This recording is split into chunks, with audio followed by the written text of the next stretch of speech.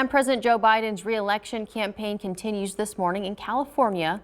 Biden plans to hold a series of fundraisers and official events focused on climate change. Meanwhile, though, Republicans are still trying to garner attention in an ever-growing primary.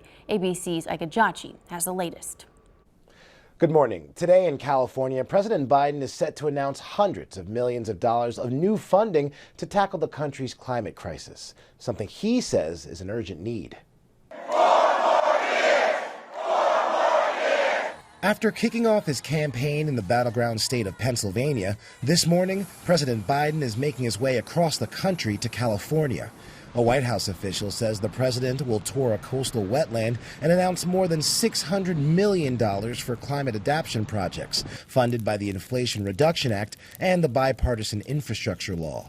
Biden's focus on infrastructure was also a central point of his visit to Pennsylvania over the weekend, where he took an aerial tour of the collapsed portion of I-95 in Philadelphia, a roadway that carries over 160,000 cars a day. There's no more important project right now in the country. Pennsylvania Governor Josh Shapiro says a temporary fix to the span is coming much quicker than expected. We will have I-95 reopen within the next 2 weeks. Meanwhile, in the race for the White House, Republicans continue to attack former President Donald Trump's legal exposure. In a recent interview, Republican presidential candidate Chris Christie criticizing Trump's conduct. We would not be here if Donald Trump had simply returned the documents. The dozens of times the government asked him to return them, the times that the grand jury served a subpoena for them.